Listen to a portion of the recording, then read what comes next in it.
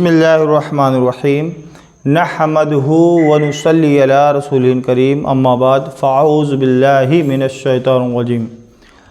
भाई मोहतरम दोस्तों अजीजों, एक अहम बात पे गुफ्तगू करने जा रहा हूँ। मैं मोबाइल का जो इस्तेमाल है वो एक बड़ी ज़रूरत आज बन गया है। ज़रूरत के साथ साथ सबसे अहम बात यह है कि मोबाइल ज़रूरत भी है और इसके नुकसानात भी बहुत ज़्यादा हैं। ज़रूरत के लिए इस्तेमाल कब होता है कि हम मोबाइल का इस्तेमाल अपने कामों को करने के लिए कर रहे हों। इसके साथ साथ थोड़ा बहुत इंटरटेनमेंट के लिए भी करता है आदमी। इसके साथ साथ बहुत सारे फ़वाइद भी हैं मोबाइल के, जिस तरह से हम कोई मोटिवेशनल चीज़ सुन रहे हैं, बयानात सुन रहे हैं, या दीन की कोई खिदमत अंजाम देने वाले उलमा इकराम के बारे में हम सुन रहे हैं। और भी बहुत सारी चीज़ें ऐसी हैं जो हमारे लिए नफ़े का बाइस हैं। लेकिन इसके साथ साथ हमारे लिए जो नुकसान का सबब बन रहा है, नुकसान का सबब क्या बन रहा है कि हम जो है रील्स देख रहे हैं, हमारे बच्चे भी रील्स देख रहे हैं, नौजवान रील्स देख रहे हैं और पूरा दिन 2-2, 4-4, 8-8 घंटे तक रील्स देख रहे हैं। मैं आपको इसका नुकसान बताना चाहूँगा। खंजीर जो है, सूअर जिसे हम कहते हैं, सूअर खाना मना क्यों है इस्लाम में? कभी कभी दिल में ख्याल होता है कि सूअर खाना हराम क्यों है। तो सूअर खाना हराम इसलिए है दोस्तों कि सूअर खाने से इंसान बेगैरत हो जाता है। क्या हो जाता है? इंसान बेगैरत हो जाता है, मतलब इमोशनलेस हो जाता है। क्या हो जाता है बेटा? इमोशनलेस हो जाता है। इमोशनलेस कैसे हो जाता है कि आज हमारे अंदर इमोशन है, हम गम को समझते हैं, खुशी को समझते हैं। अगर किसी की बीवी किसी और के साथ चली जाए, कुछ गलत करे ना करे, लेकिन अगर उसके साथ, तो उसके अंदर, हमारे अंदर एक जलन पैदा होती है। क्या होती है? जलन पैदा होती है, अंदर से गम होता है। अगर कोई गलत काम करने में आमादा हो जाए, तो अगर शौहर हो गया तो बीवी को गम लगता है, बीवी हो गई तो शौहर को गम होता है। तो सूअर का गोश्त खाने में इंसान के अंदर से गैरत ख़त्म हो जाती है, बेगैरत हो जाता है। जानवरों में भी ये शऊर होता है कि एक जानवर जिससे पैदा हुआ अपनी माँ के साथ अपनी ज़रूरत पूरी नहीं करता, उसके साथ भी क्या नहीं करता है? ज़रूरत पूरी नहीं करता है, और उसके साथ सेक्सुअल रिलेशनशिप में नहीं आता है। जानवर होता है जो।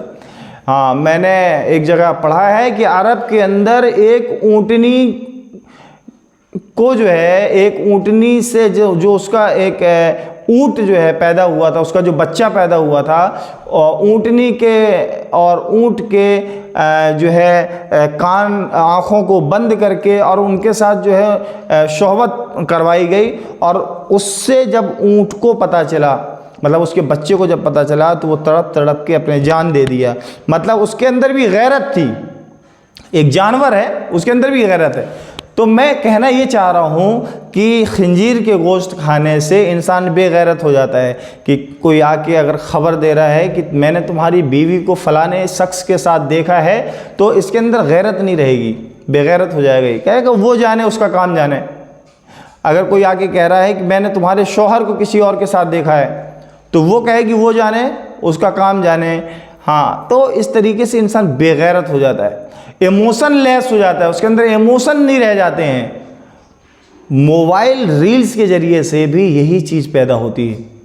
सोचने में हमें मजबूर कर रही है ये चीज़ कि एक नौजवान बच्चा है, एक नौजवान बेटी है, और एक शौहर है, एक बीवी है, एक आदमी है, वो लगातार रील्स देख रहा है। 30 सेकेंड के अंदर उसने देखा एक कॉमेडी चल रही है, जिसको देखता है और हंसता है। फिर थोड़ा रील्स चेंज होती है। रील्स जब चेंज होती है तो वो उसी के अंदर देखता है मोटिवेशनल कोई स्पीचेस है, उस मोटिवेशनल चीज़ सुन रहा है, जिससे वो अपने अंदर मोटिवेशन होता है, उसके अंदर एक एनर्जी आती है, जिस्मानी एनर्जी मिलती है उसको, दिमाग की रूहानी एनर्जी मिल जाती है। इसके बाद देखता है कि कहीं पे कोई हादसा हो गया है, चीख पुकार हो रही है, लोग रो रहे हैं, तो उससे उसका इमोशन अब फिर चेंज हो गया। अभी खुशी वाला था, फिर मोटिवेशनल हुआ, इसके बाद फिर वो सुना, और अब जो है वो गमगीन हो गया। इसके बाद फिर से हंसी और ठिठोली वाली कोई चीज़ आ गई, और फिर उसका इमोशन चेंज हुआ। इसका ये मतलब हुआ कि 1 मिनट के अंदर उसके 2 बार, 3 बार, 4 बार, 6 बार उसके इमोशन चेंज हुए। अगर हम ऐसे ही रील्स देखते रहे तो एक दिन ऐसा होगा कि हमारे अंदर से इमोशन ख़त्म हो जाएंगे, हम इमोशन लेस हो जाएंगे, हमारे अंदर से गैरत ख़त्म हो जाएगी, हम बेगैरत हो जाएंगे।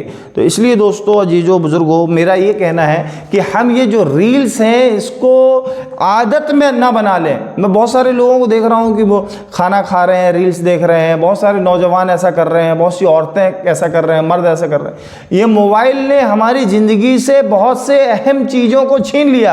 आज माँ बाप के साथ हम रहना पसंद नहीं कर रहे हैं, हम अपनी बीवी के साथ वक्त नहीं गुजारना चाह रहे हैं, अपने बच्चों को वक्त नहीं दे रहे हैं, थोड़ा सा वक्त मिल रहा है मोबाइल में टाइम स्पेंड कर रहे हैं। उधर बीवी बैठ के मोबाइल में टाइम स्पेंड कर रही है, शौहर बैठ के मोबाइल में टाइम दे रहा है, और वहाँ माँ बाप भी टाइम दे रहे हैं। पता ये चला कि दिन भर में हम 2 घंटे 3 घंटे अपने माँ बाप के साथ भी थे, बीवी के साथ भी थे, बच्चे के साथ भी थे, लेकिन हम किसी के साथ नहीं थे, हम खाली और खाली मोबाइल के साथ थे।